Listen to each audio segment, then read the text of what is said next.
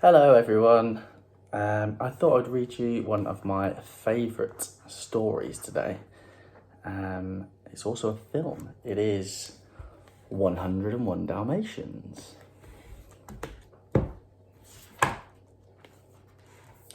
Roger Radcliffe was a musician. He lived in a little flat in London with Pongo, his pet Dalmatian. One day, Roger got married. His lovely new wife was called Anita, and she had a beautiful lady Dalmatian called Perdita. Soon, Perdita was expecting her first litter of puppies. Life seemed perfect until one day an old friend of Anita's, Cruella de Vil, came to visit. Perdita and Pongo were frightened of her. "Where are the puppies?" Cruella demanded. "They're not expected for another 3 weeks," Anita replied. "You must let me know when they arrive. I just adore Dalmatian puppies. Their coats are so beautiful." And with that, Cruella swept out of the house in a flurry.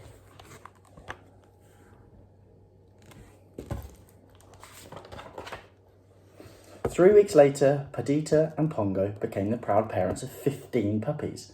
Roger, Anita, and Nanny, the housekeeper, were delighted.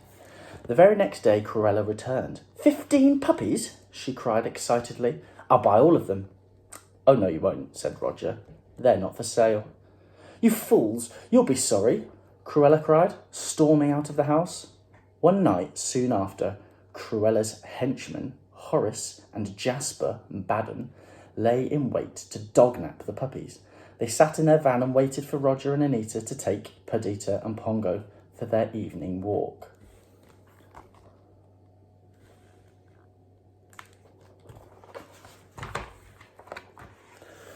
Once the coast was clear, the Badhams forced their way into the house. When Nanny tried to stop them, the Badhams locked her in a broom cupboard.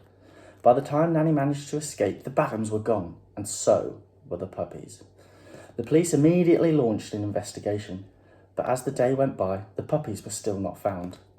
At last, Pongo said to Perdita, "The humans aren't getting anywhere. We'll have to find the puppies ourselves." Pongo decided to try something. He decided to try the twilight bark. This was the quickest way for dogs to send and receive news across the country. That evening, when the two Dalmatians were taken from their walk, Pongo barked the alert. 3 loud barks and a howl from the top of Primrose Hill. After a moment of answering, bark was heard. "It's the Great Dane at Hampstead," Pongo said to Perdita, and he barked out his message. Danny the Great Dane was very surprised by the message. 15 Dalmatian puppies have been stolen," he told a terrier friend. "The humans haven't been able to find them, so it's up to us to send out an all-dog alert with the twilight bark." Danny's big, deep voice began to send the news all over London. 2 mongrels heard the alert. One said, "I think we should let the rest of the country know." And so, within the hour, word had spread north, south, east and west all over England. Before too long, the twilight bark reached an old sheepdog called Colonel, who lived on a farm. Colonel's friends, a horse named Captain and a cat named Tibbs, listened too. They were all very surprised to hear that 15 puppies had been stolen. "That's funny," Tibbs said to Captain and Colonel. "I heard puppies barking over at the old DeVille house last night, but no one lives there now," said Colonel. "We must go and see what's going on." So Colonel and Tibbs went quietly up to the house and peered through a broken window. Inside the house, Horace and Jasper Badham were eating supper and relaxing in front of the television. All round the room there were puppies. Not 15, nor even 50, but 99 of them. Colonel quickly returned to Captain's stable and loudly barked the good news. Within no time at all, the twilight bark sent the message all the way back to London that the puppies had been found. It finally reached the ears of Perdita and Pongo. They set off across the snowy countryside as fast as they could to rescue their puppies. Meanwhile, Sergeant Tibbs was keeping watch on the house when he saw Cruella drive up the front door. He went to the broken window to hear what was happening. Corella was ordering the Badhams to kill the puppies. I want their skins for fur coats, she cried. I'll be back first thing in the morning. And with that warning hanging in the air, she turned and was gone.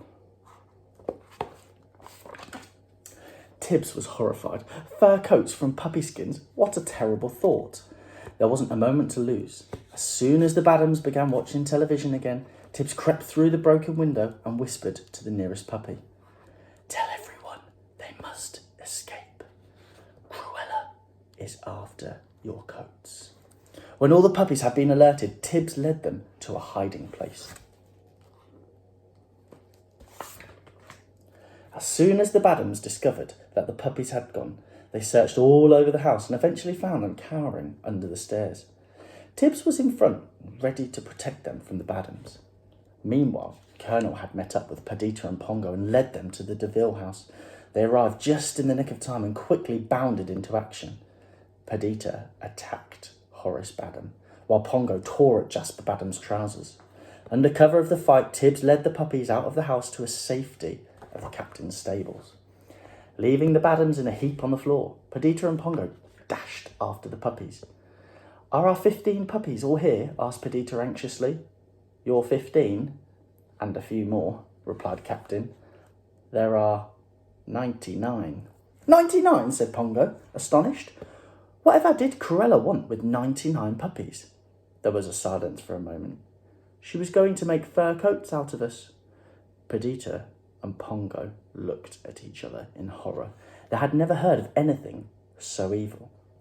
We'll just have to take them all back to London with us, said Perdita. I'm sure Roger and Anita will look after them. Perdita and Pongo and the puppies set off back to London, leaving a trail of paw prints in the snow. Cruella, who had returned for the puppy coats, quickly spotted the paw prints, and the chase began. Eventually, after trudging across the cold countryside, Perdita and Pongo led the tired puppies to the shelter of the blacksmith shop. Cruella and the Badhams were still on their trail, determined to catch them. Suddenly, Pongo had an idea. He made the puppies roll in some soot until they all looked like black Labradors.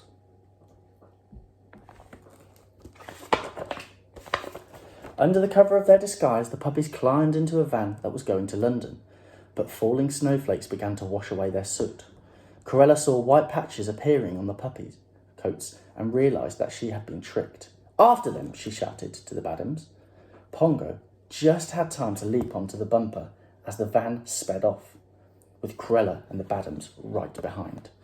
Cruella was determined to force the van off the road, but as she banged into the side of it, her car skidded out of control and hurtled down a steep hill into a snowdrift. Then the Badhams' van crashed into the back of Cruella's car, and they all ended up in a pile of large wreckage.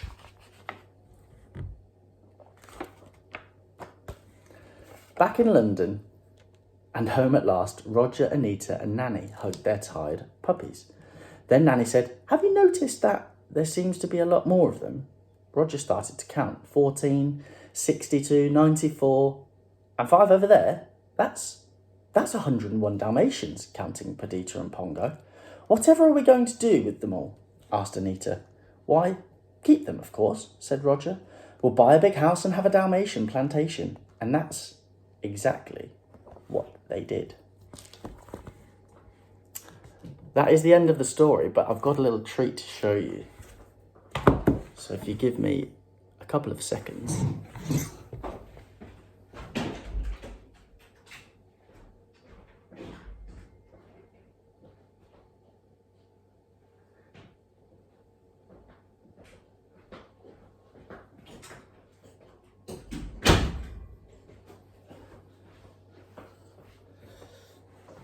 I thought this would be a brilliant time to show you my new puppy.